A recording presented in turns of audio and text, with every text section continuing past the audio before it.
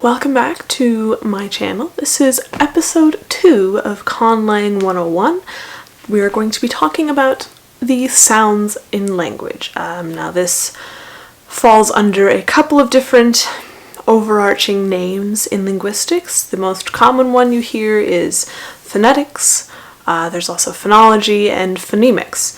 Now, these terms get mixed up a lot, so for our purposes we're going to call this phonetics because that is the main category in regards to studying sounds within a particular language. So, without further ado, let's get started. First things first though, be aware that I will be going through the phonetics for English, and you may ask, okay, well, but you're American and therefore we'll be doing American English, and that is not true. The sounds in the English language, no matter what accent, are still the sounds of the English language. The different way that you combine those sounds, how you lengthen sounds, shorten sounds, all of those things, that then is an accent. And so I will be doing English as a whole, and I will be disregarding specific accents and dialects until later. For your invented language, know that you will probably not be worrying too much about accents or dialects, mostly because, well, my guess is that 90% of you are going to be using this in writing, and accents don't show up well in writing. Sorry. It's just how it is. However, you can do it if it matters to you. Otherwise, just go and pick the sounds for your particular language. Okay. Most of the time, when you're dealing with the sounds of a language, you're not going to be dealing with that particular language's alphabet. And the reason for this is that most alphabets, actually every language I've studied ever, has an alphabet that does not correspond one-to-one with the sounds of the language. If you want an alphabet that corresponds to the sounds of a language, you're going to be using a phonetic alphabet. In this case, I will be using the standard International Phonetic Alphabet. You will see the characters appear on the bottom of the screen, and you should be able to follow along. I will also leave links in the description box where you can find an interactive IPA, International Phonetic Alphabet chart, where you can click on the sounds and hear them as they go along. I will also do my best to demonstrate the sounds. There are, within every language, different categories of sounds. These are, I'm going to start with the consonants first, and then we'll get into vowels, which are a whole different situation. So the categories of consonant sounds are where they occur in the mouth. There are different places within the sound. You have dental, you have labial, which is your lips, you've got the alveolar, which is kind of, if you put your tongue at the top of the mouth where it's kind of soft, you've got your soft palate, and then you put your tongue on that hard ridge, that are your alveolar ridge.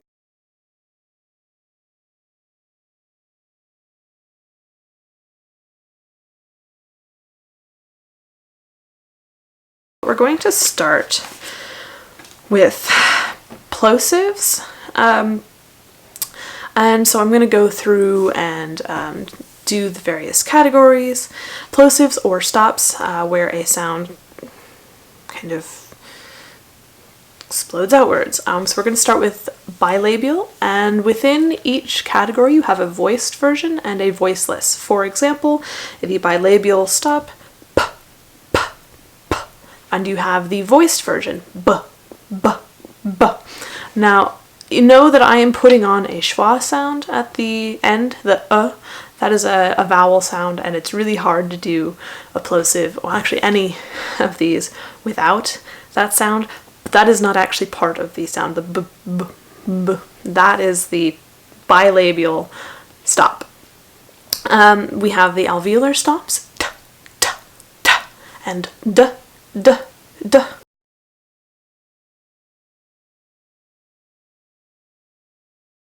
Okay, so those are the primary sounds in English. Those are all consonants, and you don't really need to know the various sound categories unless you're just interested. You don't need to know all those various categories for creating a conlang unless you want to create a proper sound collection like I do in pretty much all of my stuff, because I'm a little weird. Anyways, that is a pretty good collection. This book has a good chart if you're interested. So, new battery, on to vowels. Okay, vowels, pretty much all of the vowels in this chart here, whoop, these are vowels. I don't know if you can see that very well. I apologize. I'll link a better one in the description box. So pretty much all of those vowels in the chart there occur in pretty much every language. I'm going to go through a few of them. If you want, more of the information on vowels, again, in the description box below. Vowels are categorized by a couple of different things. They are categorized where they take place in the mouth and how open your mouth is. So central closed mid vowel is schwa, the sound. Let's go through these.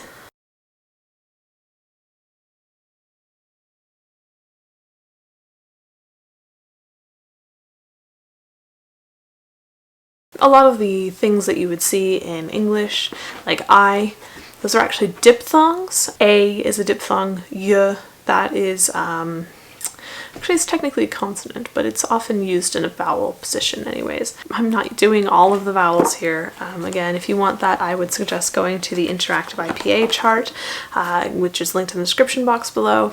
There are a lot of different vowels. They depend on length, they depend on placement in the mouth.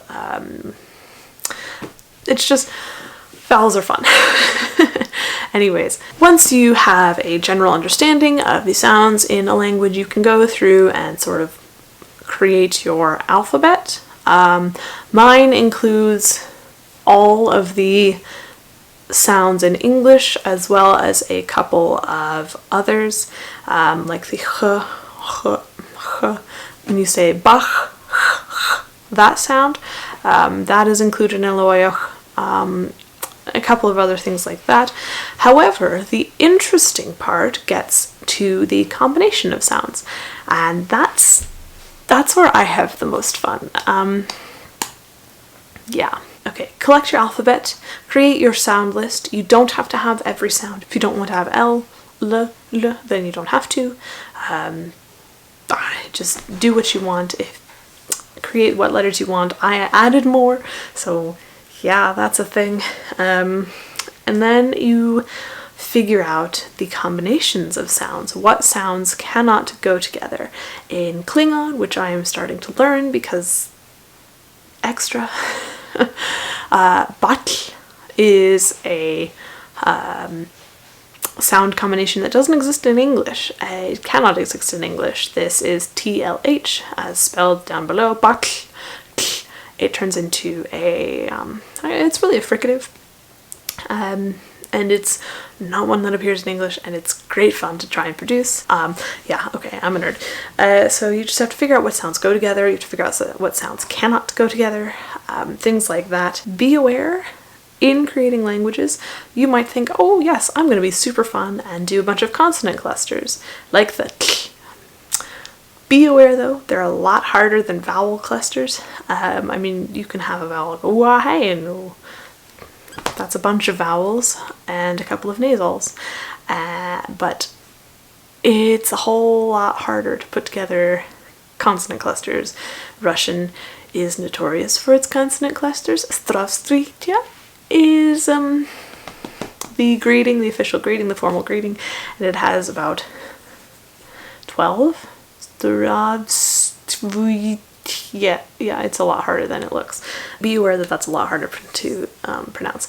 Now, there are a few things to be aware of when you are going through creating the sounds for your language and figuring out what you want your language to sound like. One, languages need to be pronounceable.